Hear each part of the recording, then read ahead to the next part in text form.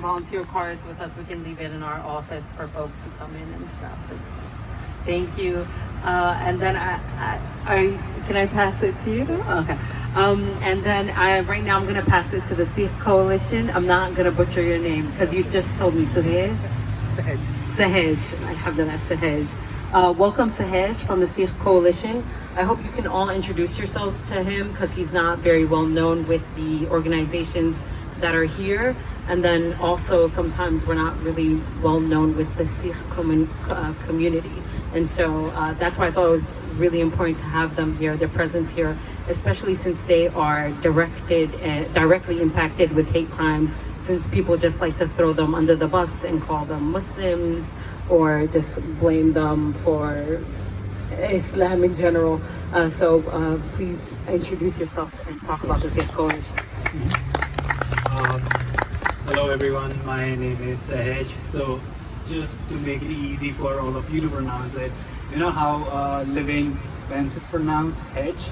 So you just add S in front of that and then it becomes one name. So first of all, just to give you a little bit of background about Sikh Coalition, it is an organization that was formed in the aftermath of 9/11, immediately after the first person to be shot dead, you know, like in the hate crime scenario was Balbir Singh Sodhi from Mesa, Arizona.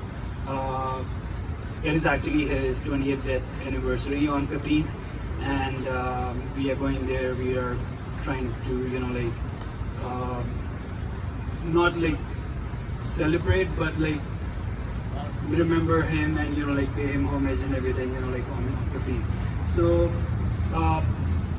the Sikh community has been around here over a century, but even then, you know, like every now and then we undergo, you know, like we face so many hate crimes at the hands of, you know, like perpetrators, and there are so many issues that come up. The Sikh Coalition has evolved from a legal aid organization into something that is focused on bettering school environment and helping anyone, you know, facing any sort of bias or work discrimination at the workplaces, or, you know, even school bullying. So all these issues, I feel like it's not just common for the Sikh community, it's common for everyone that is present here. I am sure you might be able to relate with most of these things. An example of that is, you know, like not being able to do public facing jobs or having those public facing roles in your religious attire. For Sikhs, having a turban on is very important, and that is an article of faith for us. And because of this, you know, like many times people are put on desk jobs or removed from public facing jobs because, you know, like they are not that American image of the community here.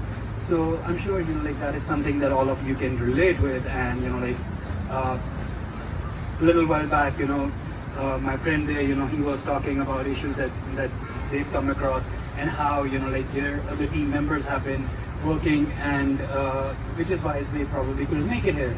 And I absolutely able to relate with that because, you know, most of my team today, they are all working for people that are stuck in Afghanistan who are trying to get out of there. Our senior leadership, they have been working for the last entire week, day in, day out, and they just, all of that is not going to go into the public. Nobody's going to know about that, but they're still doing their jobs. And similarly, you know, like my friend here, he mentioned about cases, about legal cases, and how you guys have been very aggressive about, you know, like going to courts and all of that. That's exactly how I feel about our organization. 90% of the time, you know, like we go to court, or even if we don't go to court, you know, the work that our legal team does, it never comes out in the public because it's all confidential. We can't really share all of that openly. But it does not mean that the work isn't being done, and we do not need people who are doing that sort of work.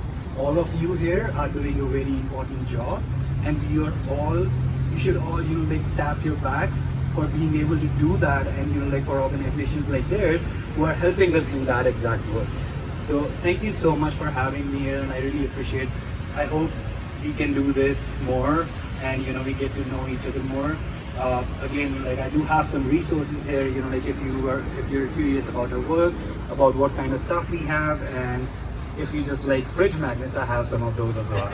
So thank you so much. Yeah. Thank you so much. I truly appreciate that. I know that our communities are always suffering, but thankfully, and thank you to all of your coworkers and your organization for the work that you do, because we all feel the same. Sometimes there's things that we can't make public, but no matter what, we're gonna do the work. So thank you for that. Last but not least, first, thank you for coming out to Hassan and Alicia. Yeah. And I made you guys be last because you're with the mayor's office. But also a huge shout out because of folks like you make sure that we get funding so that we can bring folks together and so that we can start to discuss new ways on battling hate crimes. So if you can please introduce yourselves, talk about the work you do, and then also what you hope to see from us in the coming year. Thank you so much. And my colleague Yunus is here as well. Assalamu alaikum, folks. Hassan Naveed, he, his, him pronouns. I am the Deputy Executive Director for the Office for the Prevention of Hate Crimes. There's one driving philosophy here that I strongly believe in, right? And I'm hearing it over and over again. It's why our office was created. It's that community-based intervention, community-led intervention when it comes to hate crimes is effective to public safety. We saw with the Cure Violence programs across the city, of course, shootings go down because of the hard work that's going on by community leaders. And so when our office, I can credit many folks who are part of the New York City Against Hate Coalition, in creating an office that's clearly entrenched in that vision. How can we work towards building public safety, right? By working with communities, by working with community organizations, by working and having you advise and lead the efforts itself. And so I'll say that the greatest, we're only 2 years old, right? But just this last year, we were blessed to be able to get a good amount of money, right? The Partners Against the Hate initiative. And Alicia, folks know her, she's one of the people that manages it, but that is a good amount of money making its way to anchor organizations, and we believe strongly that those anchor organizations can end up choosing the organization that they want, and they believe communities themselves can also get some of that share of that money as well too. Focused on non-law enforcement deterrence, focused on efforts to be able to ensure that we come together as a community, we support each other, right? And at the same time, figure out ways of really building capacity among those other people. Now, another thing I want to announce too is our innovation grants, right? We know very well that there's 501c3s, but there's also individuals, groups, peoples, networks that are out there that don't end up falling within that particular, context, right? These are individuals who are doing amazing work on the ground somewhere in the city itself, building safe street corridors, right, in businesses.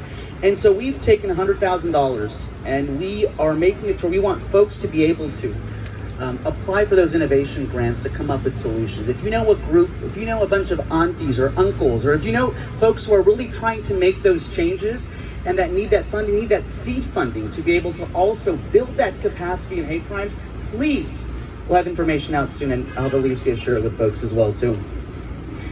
I also want to add that, our office, when it comes to the issues pertaining to, of course, the Asian hate crimes, right? We've seen that there's been an increase. And just the numbers right now, I think, as we had a briefing with elected officials, year to date, right now, we've had 113 hate crimes impact folks within the AAPI community. Last year to date, we only had 24. So you can see that the numbers are going up.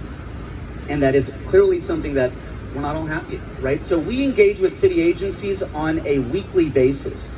All the city agencies, the Commission on Human Rights, MOIA, TLC, whoever you can ever imagine, to be able to really bring folks together, figure out ways of how we can build some of those programs, those strategies that are not within the law enforcement apparatus, right?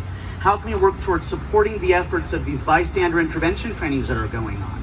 And so that is something that's going to continue to happen.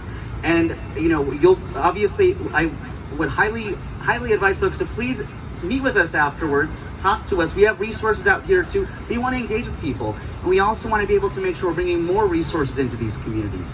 And so thank you all so much for having us. Thank you so much, Yafa and the Asian Recreation, all these organizations here.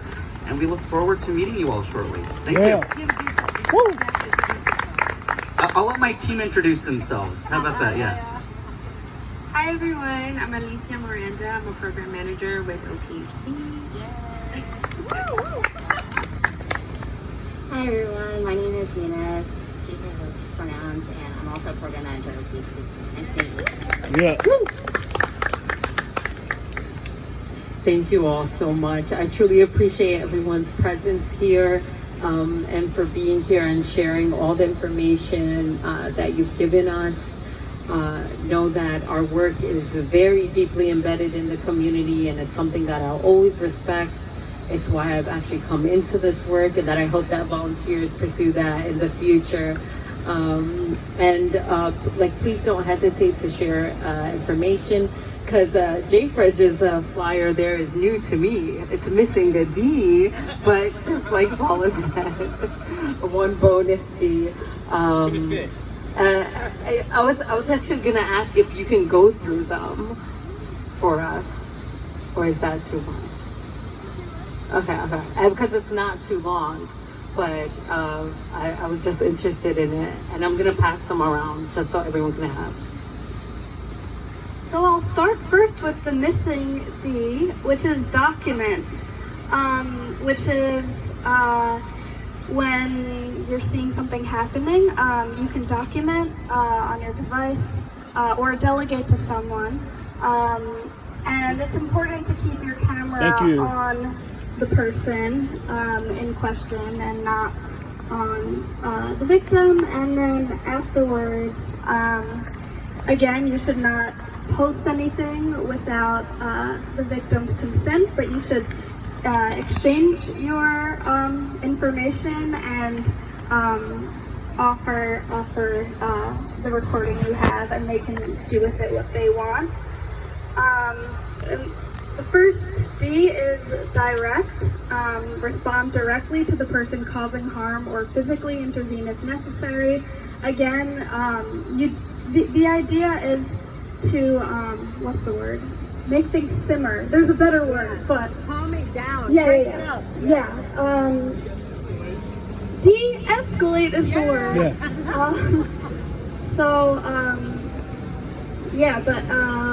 Delegate. Especially like consider your positionality. I'm a wimp.